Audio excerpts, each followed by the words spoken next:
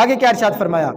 فرمایا اللہ تبارک و تعالی کہ خوف سے جو بندہ روتا ہے، جو خوف خدا میں آنسو بہاتا ہے، فرمایا اللہ تبارک و تعالی اس وقت تک اسے جہنم کے اندر داخل نہیں فرمائے گا جب تک تھنوں سے نکلا ہوا دودھ واپس تھنوں میں نہ چلا جائے۔ علماء کرام نے اس کا مطلب کیا بیان فرمایا؟ فرمایا جیسے تھن سے نکلا ہوا دودھ واپس جانا ناممکن ہے، اسی طرح جو بندہ خوف خدا میں روتا ہے، آنسو بہاتا ہے، ایسے ہی اس شخص کا دوزخ کے اندر جانا بھی ناممکن ہے۔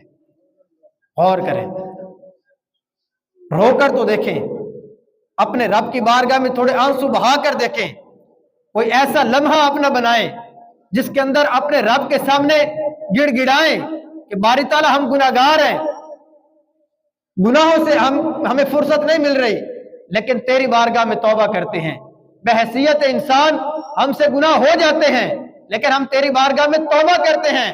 فرمایا توبہ کرنے والا ایسا ہوگا جیسے اس نے گناہ کیا ہی نہیں ہے۔ بندہ اپنے رب کی بارگاہ میں جھکے تو صحیح، اپنے رب کی بارگاہ کی طرف آئے تو صحیح، لیکن ہم اس طرح کے بیانات ہی نہیں سنتے، اس طرح کی چیزوں کی طرف ہم توجہ ہی نہیں دیتے۔ ہم کہتے ہیں بس دو باتیں ادھر سے سنیں، دو ادھر سے سنیں، اور واہ واہ کر کے ہم گھر چلے جائیں، لیکن ان چیزوں کی طرف جن کے اوپر ہماری نجات کا دار و مدار ہے، ان کی طرف ہماری توجہ نہیں ہوتی۔ فرمایا جس بندے کو رونے والا دل نصیب ہو جاتا ہے اسے اللہ تبارک و تعالیٰ کا سیر بلائی عطا فرما دیتا ہے۔ اس کی وجہ کیا ہے؟ بخاری شریف کی حدیث پاک میں فرمایا الا ان فی الجسد مضغۃ، بندے کے جسم کے اندر ایک لوتھڑا ہے۔ کیا فرمایا؟ بندے کے جسم کے اندر ایک لوتھڑا ہے، اذا صلحت صلح الجسد کلہ، فرمایا جب وہ سیدھا ہو جاتا ہے تو سارا بدن، سارا جسم سیدھا ہو جاتا ہے۔ لیکن آگے فرمایا وَإِذَا فَسَدَتْ فَسَدَ الْجَسَدُ كُلُّهُ، جب وہ لوتھڑا بگڑ جاتا ہے تو سارا کا سارا جسم بگڑ جاتا ہے۔ وہ لوتھڑا کون ہے؟ فرمایا الا وَهِيَ الْقَلْبُ، سن لو وہ گوشت کا لوتھڑا دل ہے۔ جب دل سنور جاتا ہے تو سارا بدن ٹھیک ہو جاتا ہے، اور جب دل بگڑ جاتا ہے تو بندہ گناہوں کے اندر مصروف ہو جاتا ہے۔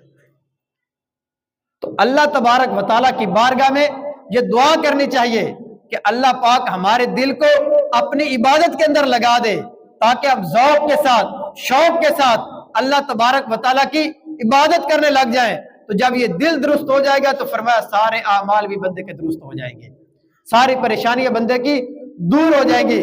اسی کے ساتھ سارے اعضاء کا جو ہے وہ تعلق ہوتا ہے۔ علماء کرام فرماتے ہیں یہ دل بادشاہ کی طرح ہوتا ہے اور دیگر اعضاء اس کے لشکریوں کی طرح ہوتے ہیں۔